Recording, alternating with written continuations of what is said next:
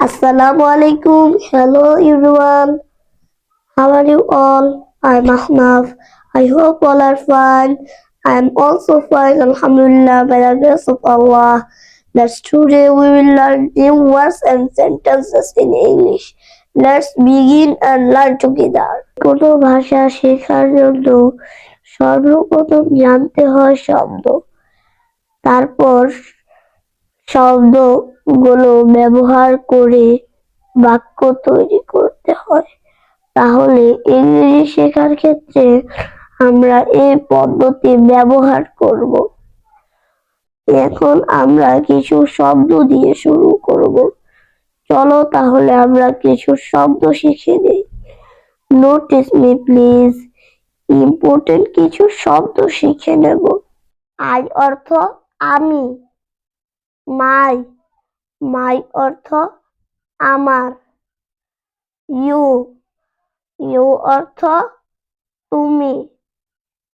Your, your অর্থ তোমার। হি অর্থ সে, ছেলে হলে হি বলতে হয়। হিজ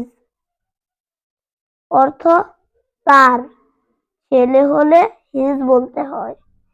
হি অর্থ সে, মেয়ে হলে সি বলতে হয়।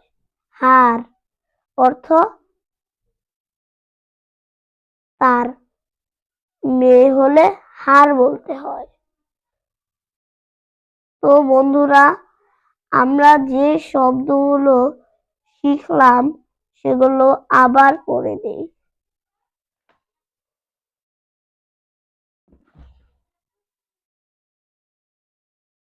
আই,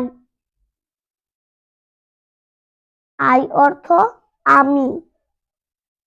মাই, মাই অর্থ আমার। ইউ, ইউ অর্থ তোমার, তুমি। ইয়োর, ইয়োর অর্থ তোমার। হি অর্থ সে, ছেলে হলে হি বলতে হয়। হিজ অর্থ তার, ছেলে হলে হিজ বলতে হয়। শি অর্থ সে, মেয়ে হলে সি বলতে হয়। হার অর্থ তার, মেয়ে হলে হার বলতে হয়। বন্ধুরা, আজকের এই ৮টি শব্দ খুবই ইম্পর্টেন্ট। এগুলো ছাড়া তুমি কথা বলতে পারবে না। তাই তোমরা এগুলো মুখস্থ করে নাও।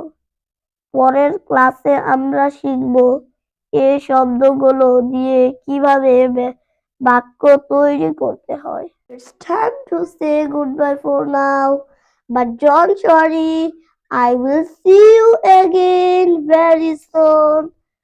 Keep smiling, stay happy, and remember to practice speaking English every day. See you next time. Allah Hafiz. Bye bye.